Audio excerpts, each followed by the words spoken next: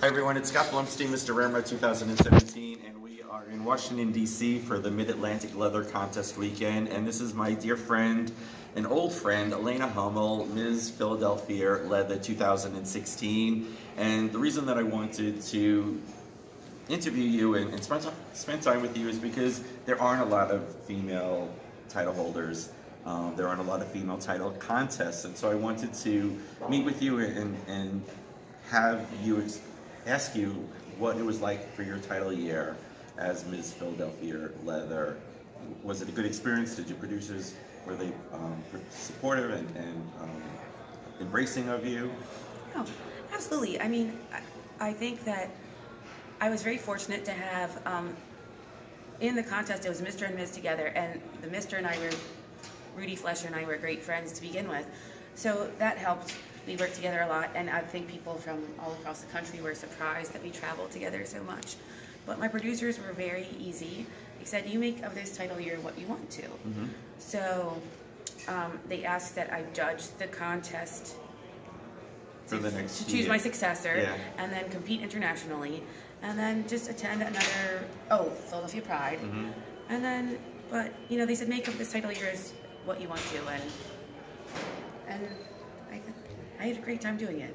And I loved it. You're still doing it. You're still I still do the same. You're still promoting. And I still do the same supporting. things. Yeah. Yes. What was your experience like at Hmml? It was very. It's a lot. It's a lot of. I don't really want to get into this. Okay. It was a lot of work. It was a lot of. I ended up having wonderful, wonderful friends from it. Uh-huh. The class I participated with, my siblings. Call each other. We talk probably every week. Wow. We're all in a group chat. Nice. So it was a wonderful experience, and I've made lifelong friends from it. That's great. Yeah. And there aren't a lot of female contests or contestants, and so what would you like to see, or what advice do you have for a woman who is interested in being a title holder or getting involved in the leather fetish scene and community? Well, one thing as a contestant is finding a mentor, which is something that I didn't do. I think I was so self-conscious that I was afraid to reach out. But I mean, my leather mother, my leather mama, Lascivious Jane, is amazing. She was international in Ms. Leather. She was a judge of mine for MAO when I competed. And she's brilliant. Yeah. But I wish I had reached out to her more. She offered it to me, and I wish I'd taken more advantage of what she had to offer. So your advice would be to find a mentor. Utilize the women that are out there. I mean, we have Suzanne and Jackie Thompson and absolutely. Oh my God. Karen Morris and all these women that are well known and involved in the community, and not just for their title year, but they're doing a lot afterwards. So you utilize. Your advice would be utilize. Yes, and Jackie Thompson. Yeah, everywhere. Someone once in a while, she and I will have a Sunday afternoon at the dive bar near my house, and it's like what she has to offer me just as a friend. And not even as... Yeah, has such a great spirit, great soul. Wonderful. She's such a giver. You just did an interview which you posted on Facebook, which Randy and I read today, and you said something that I want, in the comment section, that I wanted to ask you about. And you said, thank you for calling you a hero and not a heroine. And I wanted to ask you, why did that resonate with you, or why was that an important thing to establish or to say? I mean, I guess I'm into I consider myself non-binary, so I appreciate the not using. I think in general, gender should just be dead. Like, why do we need this? Why does somebody have to be a Mr. or a Ms? But I mean, as I said before, if we didn't have the separate Mr. and Ms. title, I might not have had the opportunity to express myself, because Rudy would have won and I. But no, for sure. But I do. I just appreciate that people are these days more aware of gender issues. And do you think in the future we won't have a Mr. and Ms. Leather, that will just have a non-binary title? I've been talking to people who said rather than having a Mr. and Ms., just a general I'm not saying necessarily for Philadelphia, but for example, rather than having Mr. and Ms. Philadelphia, just having a Philadelphia leather title. Because now they're talking about having an MX leather too, or MX fetish title holder. So there's all these layers and things that we have to sort out for the leather and fetish community, which makes it, you know, really interesting. Yeah, we're evolving. What it's going to be like for, 5 or 10 years from now. The other thing that I want to talk about, because I know that, you know, time TikToks and goes fast, but we met at MAL when I didn't know anyone. And, I'll never forget that. And so I said hello to you, and we kind of like... You just sat down. And we connected, and we talked to each other, and then we would walk around, you know, the lobby where all the mingling and socializing is done, and then I'd come back to you and connect with you, and you had said something to me that really stuck with me throughout, you know, my evolution as a leather man. You said a lot of men don't recognize or acknowledge women at leather events, and because of what you said to me, it really broadened my horizon. So now whenever I'm at a leather event or I'm at a bar, at my bar, and I see a lady there, I always go up to them and say hello, acknowledge them, I see you, thank you for being here, thank you for supporting. Because of what you said to me, it made me aware that that is not something that should be done. Women should not be overlooked or not recognized, because it doesn't feel good to feel less than.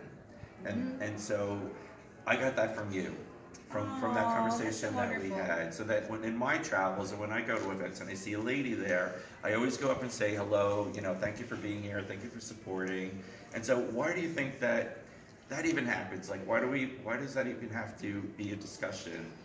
Why aren't we supportive and recognizing and welcoming of all of our leather brothers and sisters and the whole, you know, all the different people that make us a part of this community? I will never forget meeting you. Thank you. And I know that every time I see you, you tell me that that's something that has resonated with you, and I appreciate that so much.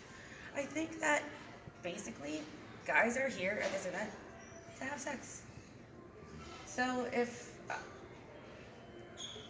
you know, I'm not on their radar as far as that's concerned, so maybe that's why I'm overlooked. Although I have made so many friends with men in this community, I'm kind of always just feel like I'm one of the guys anyway. So I'm not afraid to just...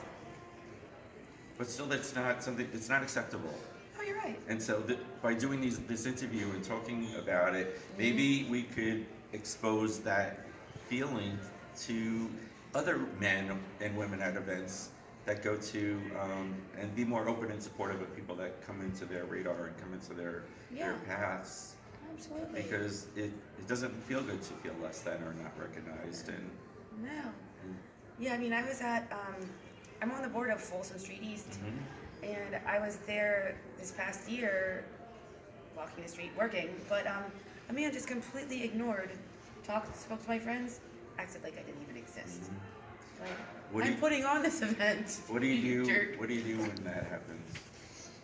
I just kind of looked at my friends like, this guy's an asshole, and kind of moved on. But they noticed it, and that was important too. That my friends. Yeah. You could get in their face and say, hi, I'm Alaina, I put on this event, nice to meet you, when they don't recognize you, and really kind of be in their face, and you have to embarrass them. Well, you know what? I probably should have done that. You're right. So maybe next time, you can say, I learned a lesson. I'm Alaina, I'm a title holder, and I am the host of this event. Randy and I have not been to Philadelphia, and we talked today, after reading your interview, I would really want to come to Philadelphia to support your event for Pride, and come to Philadelphia for the first time. I would love that. And support you being on the board for Folsom. You know, you're always welcome at my house. Thank so you. I would love that. And I would love to introduce you to my community in South Florida. Come to the Ramrod, come to Fort Lauderdale. Do you have any last minute advice or last minute thoughts to the people that would be watching this on Facebook? I don't know if I'm the best person to give advice. You are. You're a title holder. I don't know. I just like to cook. I don't feel like I'm any font of information or of knowledge or wisdom, but I just like to go to events and have fun and meet as many people as I can, and always have a smile on my face. Yeah, I know. I was just gonna say that because when I first met you, you were always smiling, and when I didn't know anyone and I was walking around just trying to be social with people, and I would say hello to people, and you don't get it, I wouldn't get acknowledged. I would hone in on you, and I would be able to recharge by your smile. Aww. And so that's something that we could impart on our audience. Just say hello to people. Just smile and be friendly to people, because there are people that are looking for support and embracing and nurturing. And so I'm a big fan of yours. So that's why I wanted to. You know how I feel about you you and Randy Thank as well. you. So. Well, we really appreciate you watching and getting to know my friend Alaina. Scott Blumstein, Mr. Ramrod 2017, Alaina Hmml, Ms. Philadelphia Leather 2016, and we wanted to thank Randy for helping us with this video. Thank you, everyone. We love Randy.